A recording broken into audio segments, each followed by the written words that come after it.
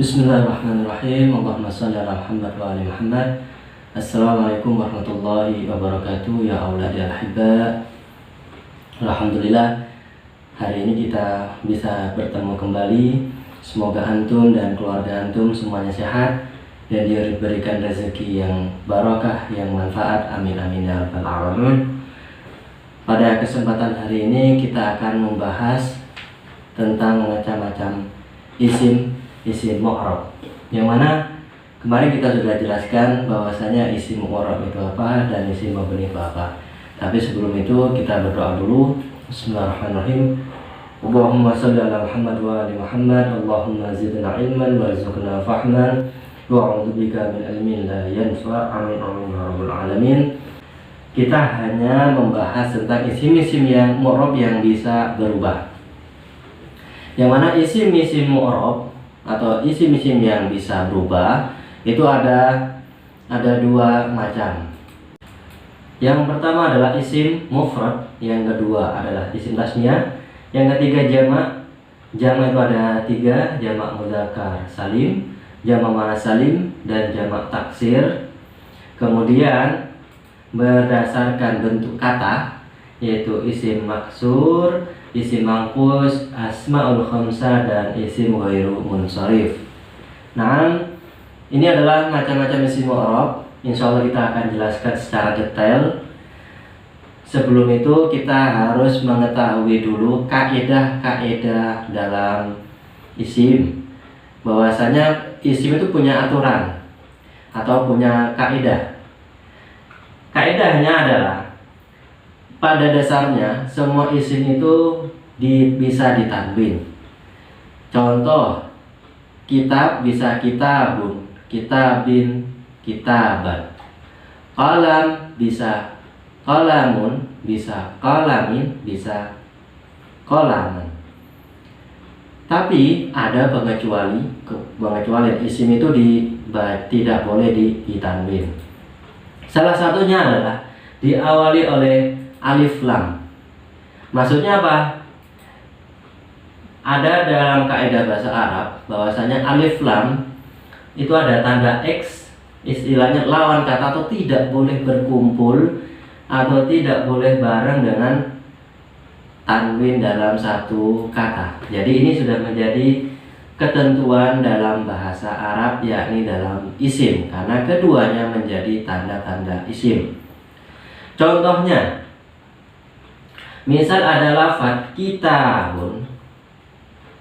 Nah, kitabun di situ dibaca dhammatain, ditanwin ya. Ketika kemasukan alif lam menjadi al-kitabu, tidak boleh ditanwin. Pengecualian yang kedua adalah diidhofahkan atau disandarkan. Maksudnya apa?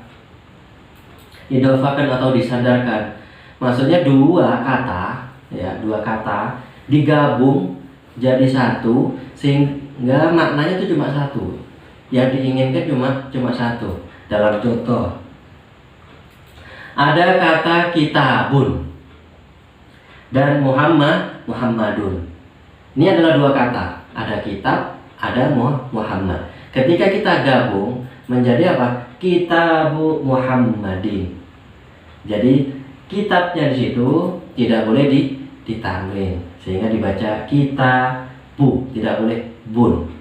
Begitu juga tidak boleh al-kitabu. Nah, itu adalah kaidah dalam isim. Misal contoh lagi, ada kata misal babun adalah pintu, baitun rumah. Di sini ada dua kata, babun sama rumah, baitun.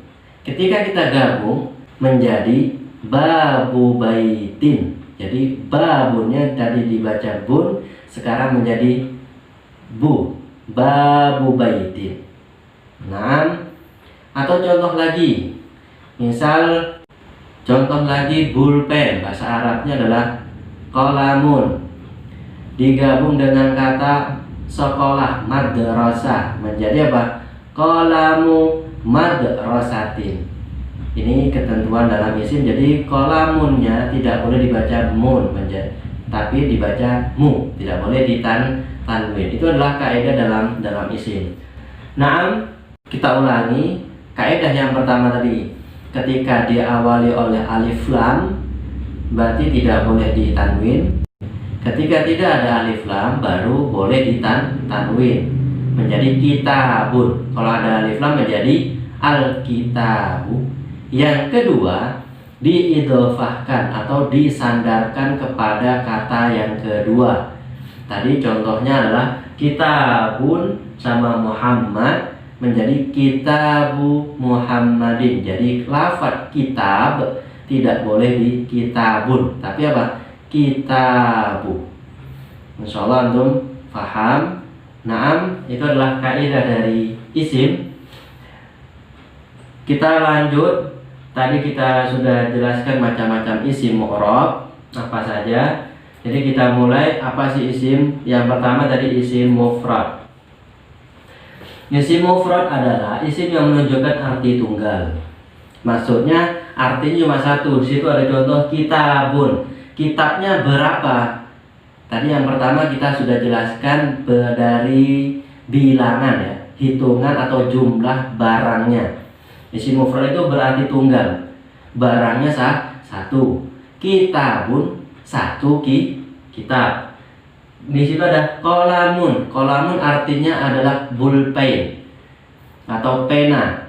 Berarti pena ada berapa? Ada satu. Menjadi kolamun satu pulpen. Itu namanya isim mufrad. Kita tekankan lagi, isim mufrad itu yang berarti satu. Kenapa kok ada istilah isim mufrad? Nanti ada lagi isim tasniyah, biar mempermudah dalam membedakan ini isim mufrad, ini isim tasniyah dan seterusnya. Seperti halnya dalam rumah. Di rumah ada pintu, ada tembok. Kenapa ada nama-nama seperti itu? Biar mempermudah dalam membedakannya. Begitu juga dalam bahasa Arab. Dan isim mufrad adalah satu. Contoh lagi, baitun berarti satu rumah. Na'lun artinya adalah sandal, satu sandal, satu pasang sandal. Ghurfatun artinya satu kamar. Ingat, isim mufrad adalah yang bermakna tunggal. Dalam apa? Dalam jumlahnya. Naam, insyaallah antum faham. Kemudian yang kedua, isim tasniyah adalah isim yang menunjukkan arti dua dengan tambahan alif dan nun yang dibaca kasroh atau ya dan nun dibaca kasroh. Contohnya di situ kitaban. Tadi kitabun berarti satu kitab. Bagaimana bahasa Arabnya dua kitab? Bukan kitab itsnain, kitab dua, bukan. Dalam nahwu ada caranya, yaitu dengan menambahkan alif dan nun atau ya dan nun. Contoh alif dan nun, kitabani. Jadi terakhirnya yang kita tambah. Karena pelajaran nahwu itu membahas huruf terakhir. Menjadi kitabani, dua kitab. Qalamani, ada alif dan nun. Antum bisa perhatikan warna merah. Qalamani, dua pulpen. Baitani, dua rumah. Ghurfatani, dua kamar. Itu yang tambahan alif dan nun. Dan juga bisa ditambahkan dengan cara ya dan nun. Nunnya dibaca kasroh menjadi kitabaini, dua kitab ya. Qalamaini, baitaini, ghurfataini. Itu tambahan ya dan nun.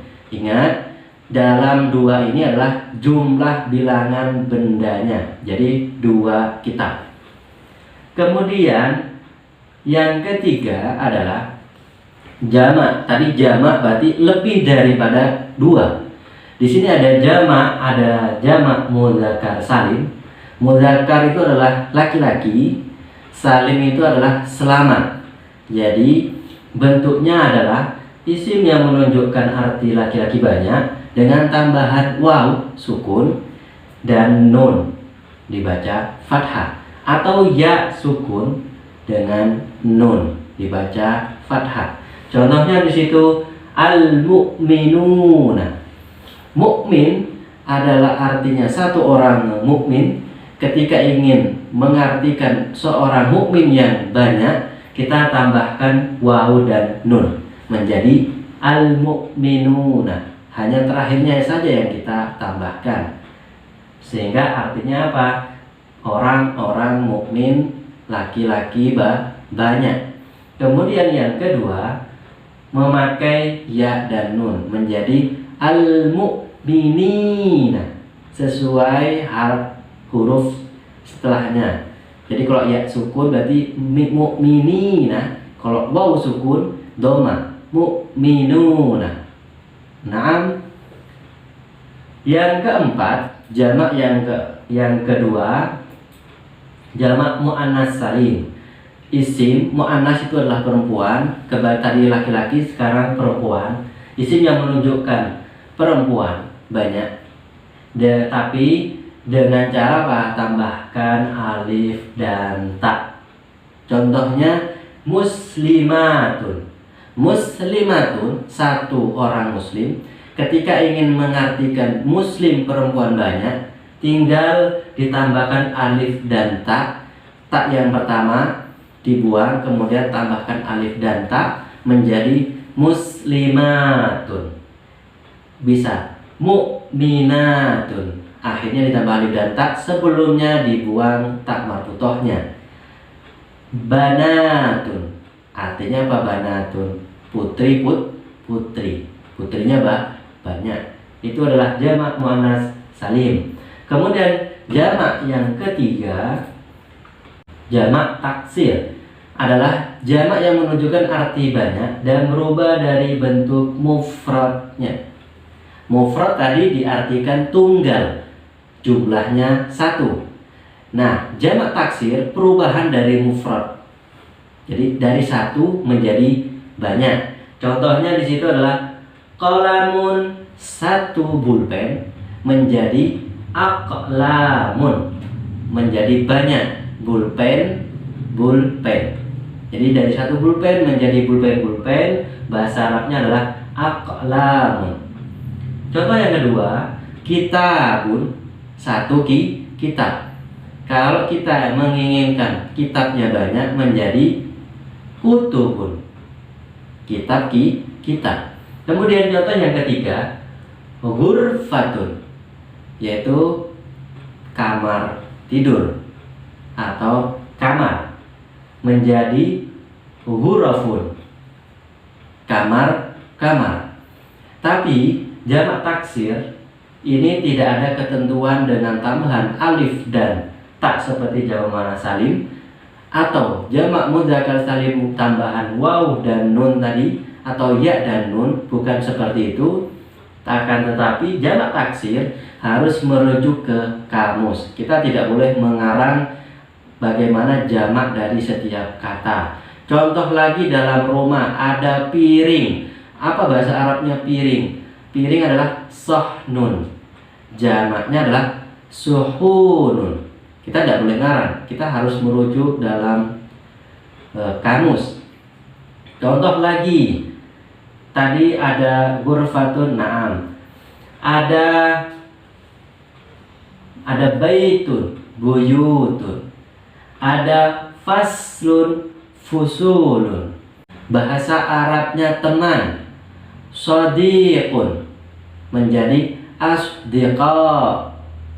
Jadi ada jamaknya masing-masing dan kita harus merujuk dalam kamus. Kita tidak bisa mengarang, oh ini jamaknya seperti ini. Itu adalah jamak taksir. Ketentuan jamaknya tidak seperti jamak muannas salim dengan menambahkan alif dan ta, jamak mudzakkar salim dengan tambahan waw dan nun.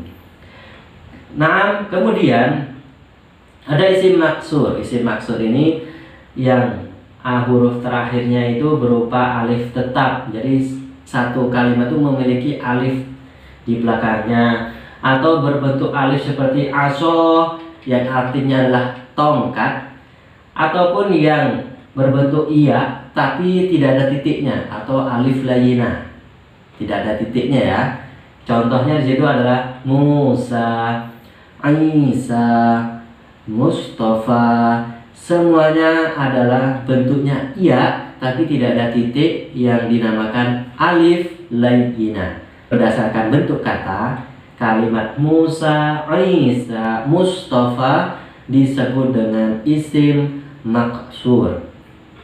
Nah, kemudian isim mangkus adalah isim yang berupa ya yang menjadi kesatuan dari setiap kata itu, makanya disebut tetap lazimah, yang mana sebelumnya didahului harokat kasroh.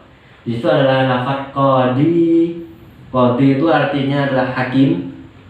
Terus ra'i artinya adalah pengembala. Jadi tandanya yang maksur tadi adalah alif layyinah atau alif tegak, yang mangkus adalah terakhirnya ya dan sebelumnya dibaca kasrah.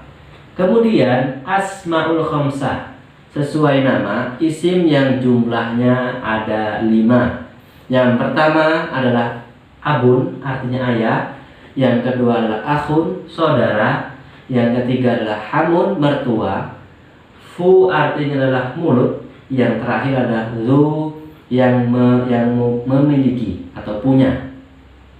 Ini khusus. Kelima ini adalah dinamakan asmaul khamsah. Selain itu tidak termasuk asmaul khamsah, hanya 5 saja. Nanti penjelasannya apa kegunaannya atau bagaimana kalimatnya, insya Allah nanti kita akan bahas pada tabel. Ingat, abun itu adalah ayah. Berarti kalau bahasa Arabnya ayah saya menjadi abi. Kalau bahasa Arabnya ayahmu berarti abu, dan seterusnya. Kemudian yang terakhir adalah isim ghairu munsharif. Isim ghairu munsharif ini adalah isim yang tidak boleh ditanwin sama sekali.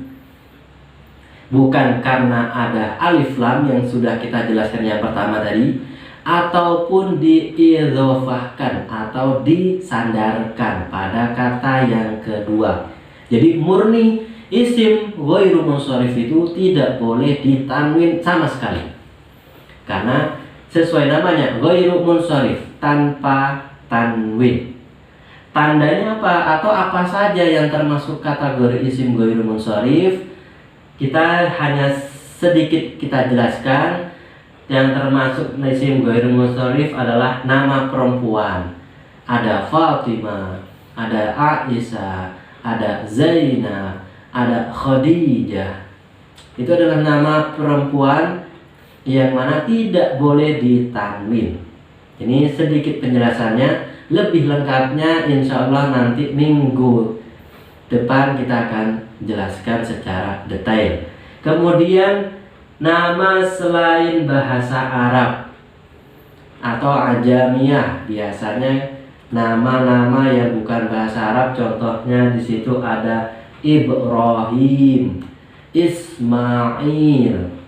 Jadi nama-nama nabi itu juga termasuk bukan bahasa Arab tapi ajamiyah, sehingga tidak boleh ditanwin. Banyak di Al-Quran yang nama-nama nabi yang tidak boleh ditanwin, termasuk nama Nabi Ibrahim tidak boleh ditanwin. Kemudian nama atau sifat yang mengikuti wazan fi'il. Wazan fi'il ini kita kembali ke shorof. Wazan fi'il itu seperti fa'ala yaf'ulu, kayak gitu. Af'ala yuf'ilu, itu namanya wazan fi'il. Akan tapi di sini ada contoh. Di situ Fatimah sudah ya. Af'ala. Jadi ada nama yang ikut wazan af'ala. Contoh di situ Ahmadu, Ahmada, seperti wazan fi'il. Af'ala sama, af'ala ahmada. Jadi mengikuti wazan fi'il juga termasuk isim ghairu munsharif, sehingga murni tidak boleh ditanwin. Kemudian di situ ada contoh lagi mala'ib, yang mana mala'ib itu jamak dari mal'abun. Mal'ab itu artinya lapangan. Jamaknya adalah mala'ib, lapangan. Mala'ib juga mengikuti wazan mafa'ila. Insya Allah antum nanti nyampe ke tasrifan mafa'ila. Jadi malaib sama dengan mafa'ila, sehingga termasuk isim ghair munsharif, sehingga tidak boleh ditanwin. Dan banyak lagi contoh-contoh isim ghair munsharif, insya Allah kita akan jelaskan secara detail. Naam, mungkin itu saja yang bisa kami jelaskan. Semoga ini bermanfaat buat antum.